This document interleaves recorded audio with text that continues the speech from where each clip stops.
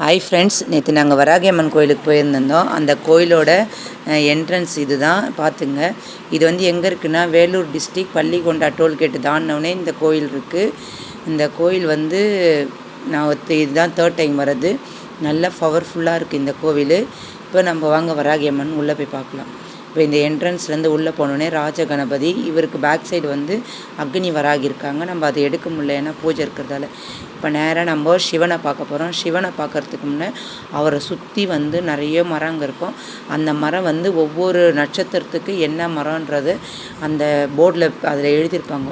இப்போ வந்து மேஷனா அதில் உள்ள நட்சத்திரத்துக்கு என்ன மரம், ரிஷபனா அதில் உள்ள நட்சத்திரத்துக்கு என்னென்ன மரம்ன்றது இங்கே வந்து நான் எழுதியிருப்பாங்க. அதெல்லாம் தான் இந்த சிவனை சுற்றி உள்ள ஃபேமஸான விஷயமே. எல்லா நட்சத்திரத்துக்குமே இந்த மரம்ன்றது இந்த கோவிலில் எழுதி வச்சுருப்பாங்க. நம்மளுக்கு தெரிஞ்சிக்க வேண்டிய விஷயம் இது. அதுதான் இது. இப்போ நம்ம நேராக சிவனை பார்க்க போகிறோம். சிவன் வந்து நல்லா இங்கே சிவனே நம்ம அபிஷேகம் பண்ணலாம். ஈவினிங்கில் வந்தால் சிவனுக்கும் நம்ம தண்ணி ஊற்றி அபிஷேகம் பண்ணுறது இருக்குது. ஈவினிங் டைமில் ஒரு 5:30 அந்த மாதிரி வந்தால் அந்த மாதிரி இருக்குது. நாங்கள் ஆக்சுவலி 7:30 வந்ததால் அந்த மாதிரி பண்ண முடியல. 5 o'clock வந்தால் சிவனுக்கும் நம்ம கையால் நம்ம அபிஷேகம் பண்ணலான்றது இந்த கோவிலில் இருக்குது. அப்படியே சிவனை பார்த்து கும்பிட்டு இப்போ நேராக வரோம். இப்போ எங்கே போகிறோம்னா 16 அடி உள்ள வராகி அம்மனை பார்க்குறதுக்கு இப்போ இந்த ஸ்ட்ரெயிட்டாக இந்த வழியாக போகிறோம்.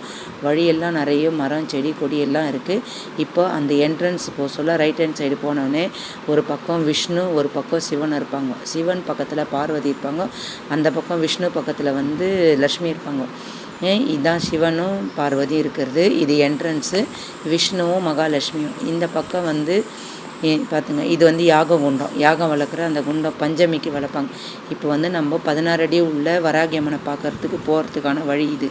இந்த வழியில் நடந்து போயிட்டே இருந்தால் ஒரு வராகி அம்மன் இருப்பாங்க, ஒரு லெஃப்ட் ஹேண்ட் சைடு. அந்த வராகி அம்மனுக்கு தேங்காய் உடைச்சி தேங்காயில் விளக்கேற்றினா நம்மளுக்கு இப்போ இருக்கிற பிரச்சனை கடன்லாம் தீருன்றது இந்த கோயிலோட ஐதீகம். இப்போ நேராக வந்தால் பிரமிடு இருக்கும்.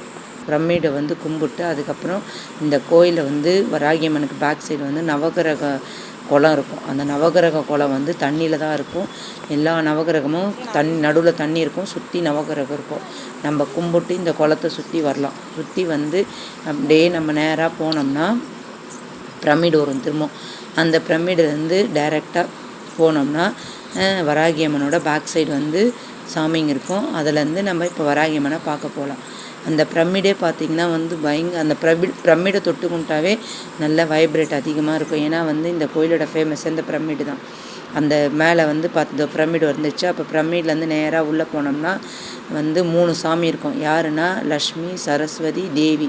இவங்க 3 பேர் இருப்பாங்க. இவங்களோட 3 அம்சமாக தான் வராகி அம்மனை பார்க்குறாங்க. இதோட பேக் சைடு தான் வராகி அம்மன் இருக்காங்க. இவங்களோட மூணு உருவமாக இருக்கிறவங்க தான் வராகி அம்மன். இவங்க தான் வராகி அம்மன். வராகி அம்மனுக்கு ஈவினிங்கில் அபிஷேகமும் நடக்கும். நம்ம கையாலே நம்ம அபிஷேகம் பண்ணலாம். அதுக்கு பர்டிகுலராக டைம் இருக்குது. நாங்கள் போன டைமில் அது இல்லை, அதனால் அந்த பண்ண முடியல. ஆனால் ஆல்ரெடி நாங்கள் இது 2 times பண்ணியிருக்கோம். நாங்கள் இந்த மாதிரி அம்மனுக்கு எங்கள் கையாலே நாங்கள் அபிஷேகம் பண்ணியிருக்கோம் தண்ணி எடுத்து. இப்போ இங்கே வந்து நேராக வந்து ஊஞ்சல் ஆட்டிட்டு இங்கேயே மஞ்சள் வைக்கிறாங்க. அந்த மஞ்சள் வாங்கின்னு வந்து நம்ம கையால் நல்லா அரைச்சி இந்த அம்மனுக்கு பூசி அபிஷேகம் பண்ணோம்னா நம்மளுக்கு மனசில் இருக்கிற குறை நேரம்லாம் தீர்ந்து நம்ம நினச்சதை நடக்குன்றது இந்த கோயிலோட ஐதீகம். இதுதான் வந்து இந்த கோயிலில் வந்து ஃபேமஸான விஷயமே. அங்கேருந்து நம்ம நாகாத்தம்மாவுக்கு வரோம். நாகாத்தம்மாவை பார்த்து அம்மனை கும்பிட்டு அப்படியே நேராக வந்தோடனே இங்கே உள்ள மகரிஷிங்கெல்லாம் பார்க்கலாம்.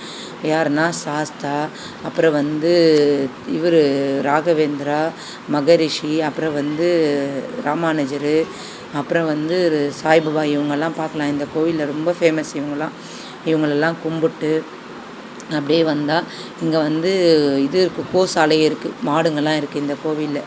அந்த மாடுங்கள்லாம் பார்த்திங்கன்னா ஒரு 6-7 மாடுங்க இருக்குது. அதையும் பார்த்துட்டு சாமி கும்பிட்டு நேராக நம்ம வந்தோம்னா என்ட்ரன்ஸ். இப்போ இந்த முனிவர்கள்லாம் பார்த்தாச்சு. முனிவர் பார்த்து முடித்தோடனே நம்ம நேராக அந்த கோசாலையில் போய் கும்பிட்டோம். கோசாலையில் போய் கும்பிட்டோடனே அப்புறம் வந்து நாங்கள் என்ட்ரன்ஸ்க்கு வந்துட்டோம். என்ட்ரன்ஸ் வந்தோன்னா இதுதான் ஃபுல்லாக அந்த வராகி அம்மனோட ஃபுல் என்ட்ரன்ஸே இதுதான்.